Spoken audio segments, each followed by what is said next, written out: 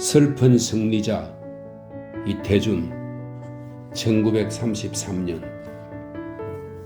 1. 메다여, 너는 지금 내 앞에서 잔다. 꽃 위에 앉은 나비처럼 몸이 흔들리는 것도 모르고 그린 듯이 감은 눈으로 고요히 내 앞에 잠들어 있다. 메다, 너가 내 앞에서 잔다. 저렇게 익숙한 자리처럼 내 앞에서 마음 놓고 콜콜 잠을 잔다. 이 얼마나 꿈 같은 일이냐?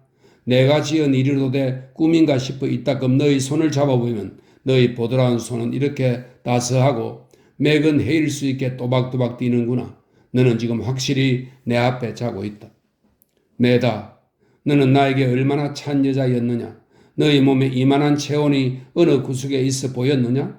새매와 같이, 새매는 수리과의 새입니다. 새매와 같이 깔끔하여 곁을 줄 모르던 너였었다. 총으로 쏘려 해도 총불을 겨눠볼 틈이 없이 날아버리는 실로 새매와 같은 너였었다. 그랬던 너가 지금 이 산에, 너희 말대로 진흙처럼 치근치근한 이 산에 앞에서 고요히 머물러 잠을 자다니 이것이 얼마나 꿈같은 일이랴.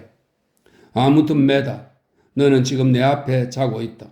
좁은 침대차 침상에서나마 배부른 고양이 허리처럼 나란히 파묻힌 너희 몸은 차가 쿵쿵거릴 때마다 물결 같은 흐늘거리는 선율을 젖가슴 위에 일으키며 깊이 잠들어 누워있는 것이다. 메다여, 깔끔하기 새매 같은 여자여, 너가 만일 이 자리에서 눈을 뜬다면 너희 놀라움은 얼마나 크랴? 어디로 가는지도 모르는 밤차 침대 안, 더구나 너희 발길이만도 못한 주위 안에서 그 진흙처럼 치근치근한 사나이의 존재가 너희 비단신같이 교만한 눈에 밟혀질 때, 그때 너희 놀람, 너희 분노는 어떠하랴? 그럼 너는 지금 깊은 잠속에 들어있다. 아마 귀를 비어도 모를, 이거는 베어도 의의 말입니다. 귀를 버여도 모를 돌문과 같은 무거운 잠속에 갇혀 있는 것이다. 너는 아무것도 모르리라. 너는 왜 너에게 그렇게 무거운 잠이 날에 눌렀는지, 왜 너희 몸이 병원으로 가지 않고 정거장으로 나와 차를 탔는지, 어디로 가는지, 그리고 나와 단둘이 된 것, 너는 모두 모를 것이다. 메다여, 너는 이를테면 내 손아귀에 든 새입니다. 나는 너를 완전히 정복한 새입니다. 너희 손등을 쓰다듬고 너희 꼭 끼인 구두를 벗기고 너희 얼굴을 숨이 마주치도록 가까이 들여다보되 너는 눈썹 한 올이 찡그리지 못하고 있다. 너희 운명은 완전히 나에게 지배되어 있는 것이다. 지금 내 가슴 속에는 승리의 기쁨으로 가득 찬 것을 너는 모르리라. 침대차의 침침한 불빛, 그것은 너희 얼굴이 가진 모든 아름다운 선들을 곰으로 지워놓듯 하였다. 그래서 나는 남이 안 보는 틈틈이 손전등으로 너희 얼굴을 비추고 있다. 너는 정말 아름다운 몸을 가진 계집이다. 언젠가 너희 편지에 어서 당신의 화필이 노련해져서 나오십시오. 저는 저희 젊음을 그때까지 꼭 간직하고 기다리겠습니다 하던 그 어여쁜 젊음이 시방도 그대로 너희 몸에 남아있구나. 메다여, 지금은 새벽 5시, 너와 함께 어제 저녁 경성역에서 이 차를 탄 지 꼭 10시간. 차는 그저 어둠 속으로 달리고 있다. 그러나 오래지 않아 이 침침한 침대차 속에도 아침이 올 때다.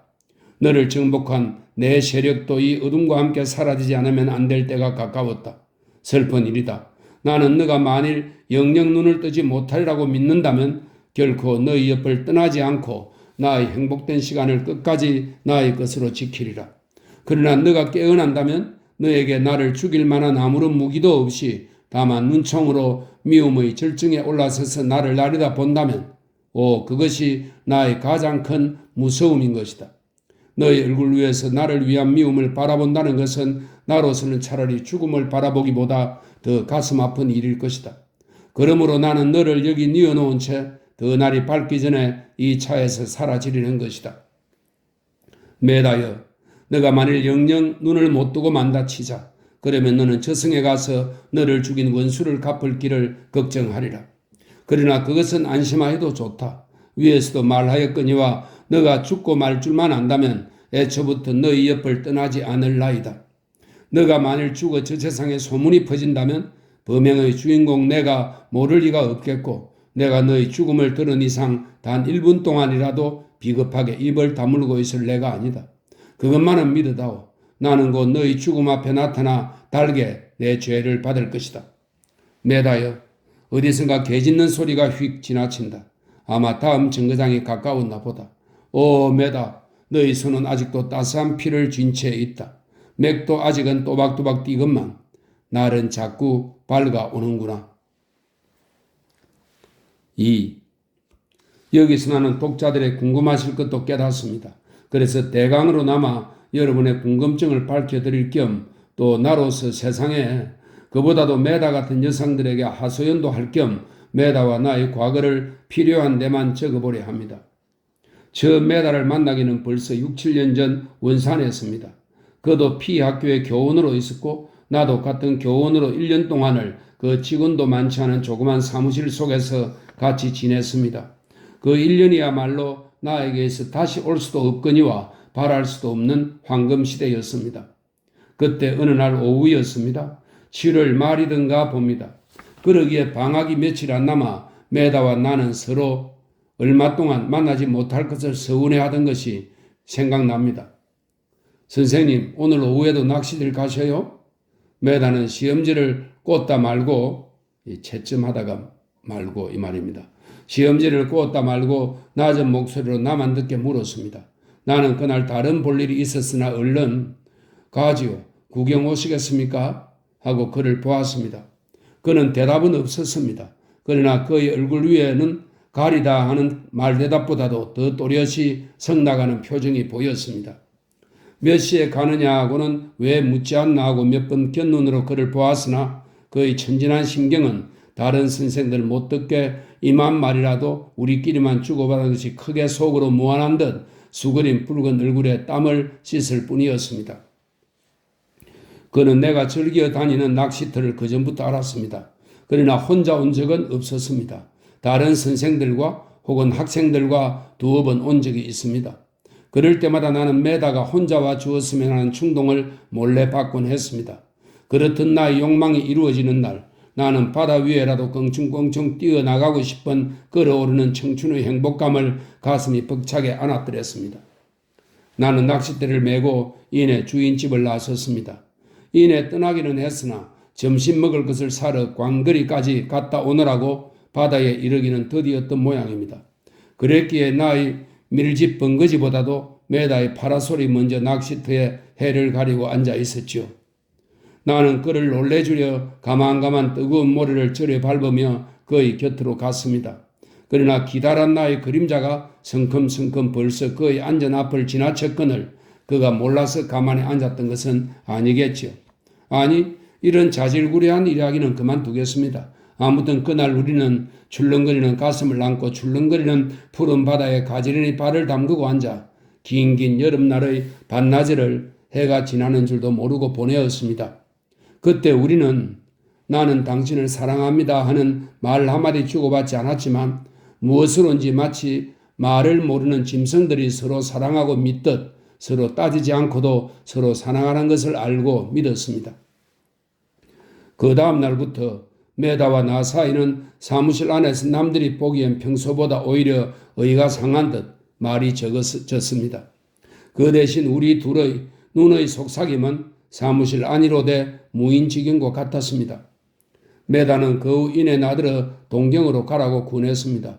미술을 공부하고 와서 훌륭한 미술가가 되어달라고 했습니다. 그도 나처럼 그림을 좋아했습니다.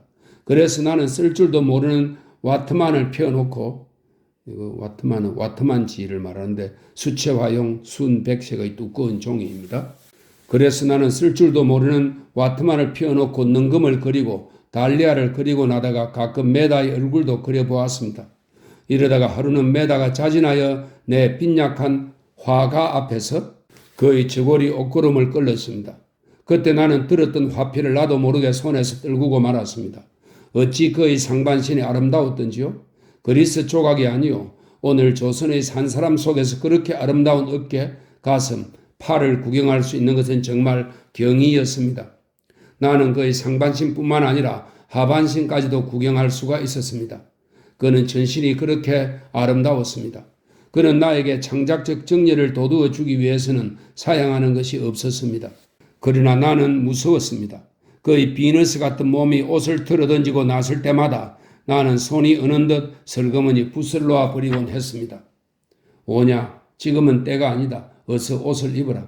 몇 해 동안만 더 옷 속에서 기다려다오. 나는 반드시 너의 아름다움이 늙기 전에 내 칸바스 위에 옮겨 놓을 날이 있을 것이다. 이래하여 나는 메다가 서광사까지 따라와 보내주는 동경길을 떠났습니다. 메다는 편지마다 나를 격려하였습니다. 어서 그리셔요. 자꾸 그리셔요. 잠시도 쉬지 말으셔요. 또 어서 당신의 화필이 노련해져서 나오십시오. 그때까지 저는 저의 젊음을 꼭 간직하고 기다리겠습니다. 이런 말들이 편지마다 있다시피 해왔습니다. 나는 하룻밤에도 항룡 7, 8시간 이상씩 부실험을 했습니다. 그리고 대가들이 전용하는 이름 있는 모델들을 틈틈이 다니며 구경하였고 그 중에서 우리 메다의 못마땅한 것을 발견하지 못할 때 또 화가마다 좋은 모델을 얻지 못해 애쓰는 것을 볼 때마다 나는 속으로 무한한 희망과 자랑을 품어보곤 해왔습니다. 그러나 무엇이라고 할까요? 세월이나 탓하는 수밖에 없겠죠. 세월과 같은 요술쟁이는 없을 것입니다. 3년이란 세월이 어찌 그다지도 사람의 마음을 바꾸어 놓습니까? 메다는 원산에서 교원 생활을 그만둔다 하고 서울 와서 단 2번 편지가 그것도 2달만큼씩 세를 두고 있다가는 아주 그치고 말았습니다. 그 후 나는 2번이나 메다를 찾기 위해 나왔었으나 한 번도 그를 만나지 못한 채 돌아갔다가 졸업하는 해 작년 봄입니다. 졸업반에서는 졸업 제작만 출품하면 되니까 이내 서울로 나와 있으면서 나는 메다를 찾기에 눈이 뒤집혔었습니다. 그러다가 메다를 만난 것은 봄도 아니요 여름도 아닌 5월 중순 실록이 우거진 남산의 어느 산갈피였습니다. 메다는 어찌 그리 뱀이나 본 것처럼 나를 놀라겠습니까? 또 어찌 그리 뱀처럼 시치미를 때릴까? 처음에 나는 그가 하도 모르는 차기에 메다가 아닌가 의심했으나 그는 갈데없는 메다였습니다. 그는 나와의 과거는 까맣게 잊은 듯이 눈을 나려 깔고 옆에 따르는 사나이가 나의 존재를 의심할까만 여겨 번본 사람처럼 걸음을 제쳤습니다. 나는 멍하니 서서 남의 일처럼 바라보는 수밖에 없었습니다. 그 뒤로는 가끔 메다가 내 눈에 띄었습니다. 어느 백화점 안에서, 어느 전람회장에서. 그러나 그는 새매와 같이 날랬습니다. 메다로구나 하고 다시 보려면 어느덧 없어졌습니다. 나는 그의 깔끔스럽게 구는 것이 굳이 미웠습니다. 사나이로서 넓지 못한 아량이라 하겠지만 어떡하든지 그의 숨은 행복을 끄집어내어 유리그릇처럼 사기그릇처럼 산산조각에 깨뜨려주고 짓밟아주고 싶었습니다. 그래서 한 번은 번뜩 눈에 뜨이자 날색에 그의 꼬리를 놓치지 않고 따라갔습니다. 그래서 한적한 숭이동에서 숭이동은 지금의 종로구 명륜 2가 해화동을 말합니다. 그래서 한적한 숭이동에서 새로 지은 2층 양관인 메다의 집을 발견한 것입니다. 메다를 주부로 한 그 집은 집도 아름다웠습니다.